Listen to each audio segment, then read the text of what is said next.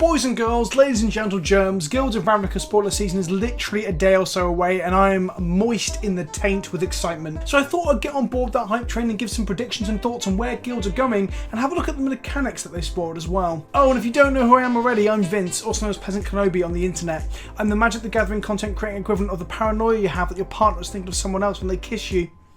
Because they are, and that person is me. Let's jump straight into the mechanics first. We first had Convoke revealed via the Buyer Box leak, which is probably not a leak. Let's be honest, the regularity with which leaks supposedly happen at Wizards just makes me think it's some PR exercise they're having, and having it framed as a leak in the minds of players harkens back to a pre-internet time when people used to tell each other on playgrounds that their dad worked for Nintendo and they've played the new Zelda. So Convoke is back, which means people are hoping to see a Cord reprint. That'd be cool for Standard, but I'm too cool to play Standard anyway, so that matters little to me. Personally, I'm hoping this means we might see a couple of more pushed Convoke spells, perhaps a decent-ish removal spell.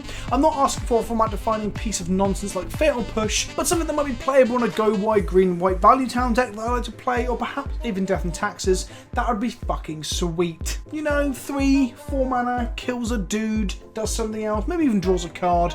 I mean, yeah, I'm probably getting a bit ahead of myself with that one. My dream, absolute dream that I doubt will happen at all, but we can talk, would be some form of creature with Convoke and Flash that has a high value ETB that would benefit from being flickered, like an Eternal Witness style effect for example, or even better yet, perhaps even a large, even legendary Restoration Angel effect that has Convoke, or, you know, if we're really pushing the button, a Flicker Wisp style effect. But like I said, I think I'm going into Magical Christmas Land with that shit. Basically what I'm saying is a boy can dream, damply moistened by the spittle of hyperbolic online rambling.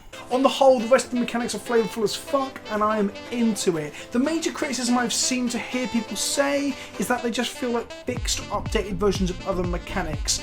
Well, my sweet summer children, that is exactly what they are, because Rosewater himself once admitted that with the vast majority of new design space they explore is simply just one of a handful of mechanics being recycled, like Kicker, but renamed and shuffled around a little bit. So yes, this observation is correct and I guess it has some merit, but observation should not take the place of actual judgment, criticism and opinions, even on the internet where we must regurgitate everyone else's opinions because we're just copies of copies of copies of copies. Ultimately, I think these mechanics all look kick-ass and super flavourful. The only one I'm a little wonky on is probably Jumpstart. Whilst I understand the flavour of is it as mad scientists shooting lightning bolts up the arseholes of a plan and jump-starting some mad shit, I can't help but feel it sounds like it's got something to do with artefacts, like it untaps them, or gives vehicles haste, or some such nonsense. So basically it does feel like a worse flashback and it feels low value, but I'm going to come to that in a moment. It's flavourful, but I'm not keen on the name, I guess is what I'm trying to say. So I'm a little bit scared of two of them for perhaps being too pushed and causing problems, not necessarily in standard, but perhaps older formats. Surveil sounds like the one that could be the most busted in terms of what it manages to let you do. Scrying is good, but as we've seen from Search for Azcanta, being able to put it into your graveyard is even better, especially with combo decks, your reanimation decks, storm decks, things that could really benefit from this. And then Delve mechanics have proven to be good, if not outright busted as fuck previously as well, so I don't know if this might be the thing that pushes Gurmags and Hootenandrels a little bit too far in places like Modern. But it's a minor fear and it's probably under control, but it's something that niggles in the back of my mind. The other one is actually Jumpstart as well. The inherent card disadvantage of dumping a card to cast shit makes me think that the cards might need to be pushed in order to be viable and constructed, especially even in Standard. If they aren't, we end up with a load of crap no one plays with, but if they are, we might end up with Lingering Souls Mark II. Just a thought. I guess the commons and uncommons won't be as pushed, it's more the rares and, if at all, any mythics that have it that I'm a little bit fearful might be too good. You know, Cyclonic Rift was pretty frustrating for at least Commander, so I don't want a Jumpstart version of that just resets games all over the shop in Commander as well. Another point I'd like to briefly touch upon and mention that isn't actually my own, but I saw it floating around on Twitter and Reddit, is that Surveil, Jumpstart and Undergrowth all might potentially work together and synergize quite well.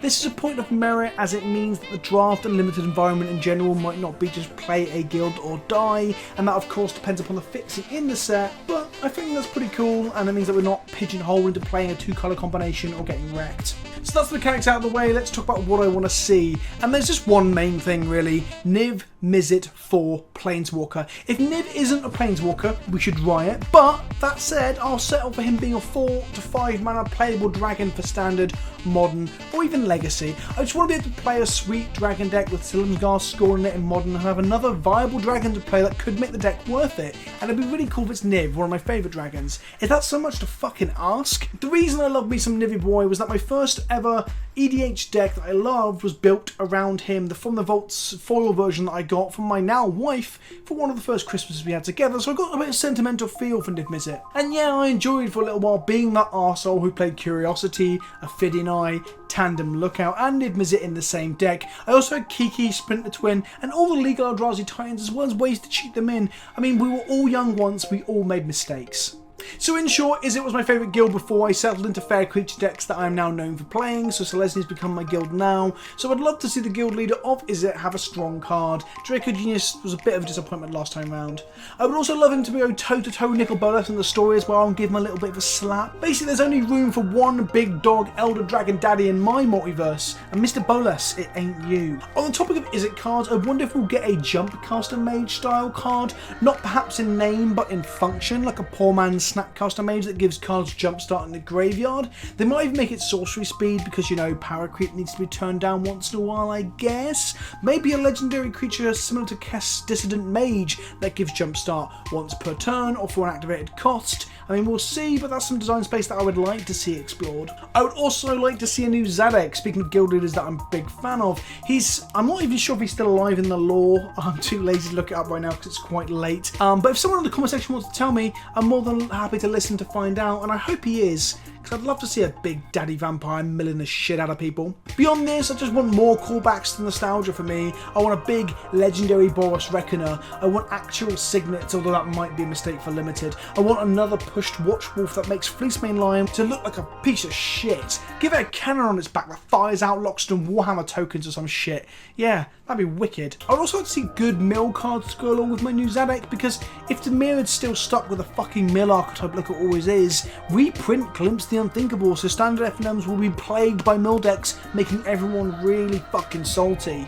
I mean, you can turbo fog all you want, but if your library's gone, you're fucked, right? I also want to see Sphinx's Rev come back. Now, obviously not in this set, but the next one, obviously that's where the Azorius are.